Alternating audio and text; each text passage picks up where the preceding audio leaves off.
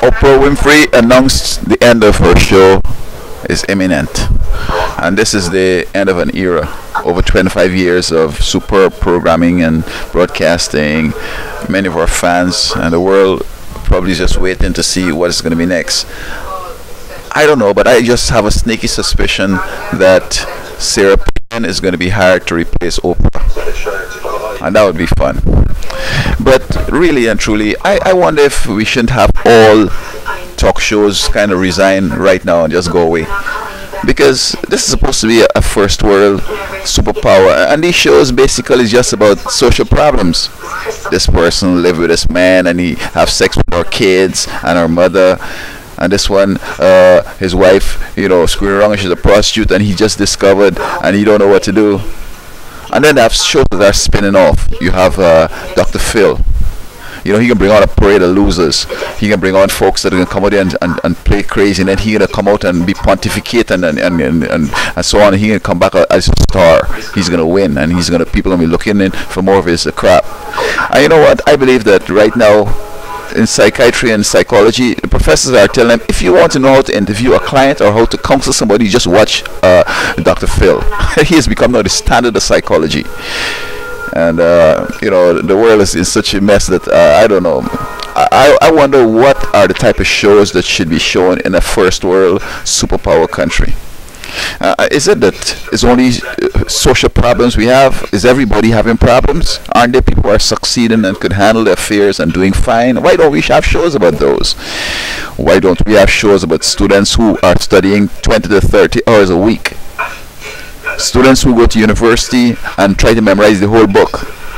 Students who go to university and saying, you know what, when I go on my job, I'm not going to be making no big mistakes that will kill millions of people.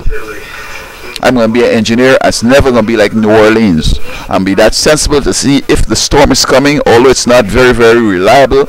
But as long as they say that this storm could be number 5, category 5, and it's coming at New Orleans, I'm telling everybody, look, let us get out of here. Let's just go on a picnic. Let's get out of here. We say, oh, don't worry, but we got it. Everything is great. And then, bam. I used to warn students to say, if you don't try to learn this stuff and do well at school, when you get a job, you can kill a whole bunch of people.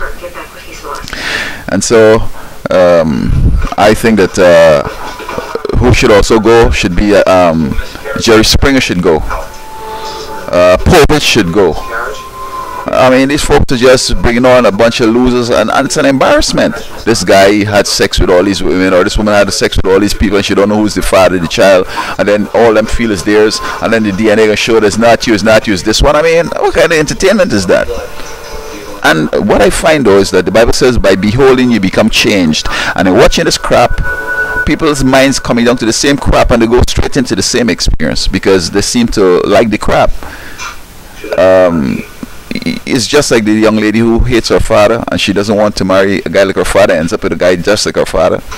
So we need shows that are going to be uplifting, that are going to show America in its true light, show this superpower where people are working harder than anywhere in the world.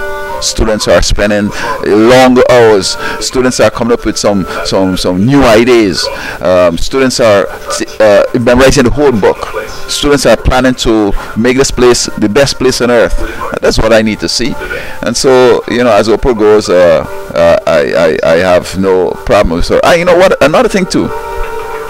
When you look at some of these talk show famous ones, if you remember the beginning, how they were wobbling and how to start, what they did to become, credible and become sort of a household word, and they don't have no education, no expertise, and nothing, and they're bringing up parade of idiots who call themselves. I remember once on a certain show, there was a guy who's supposed to be a doctor in education, and he's saying that we shouldn't bribe our kids.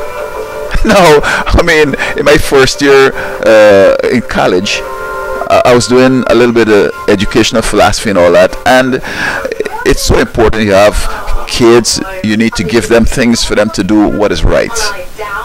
When they get older, they do things because it's right and because I am who I am, and therefore I'm going to do the right thing. So if you don't motivate the kids, how else you can get them to do? You can't spank them, you can't motivate them. I mean, are these people crazy or something? But they're on the talk show and they're getting the applause machine coming on, everybody clapping, and then songs like "If This Is So profound." And a lot of the stupid stuff we have in the world today is because of these dumb people that coming on.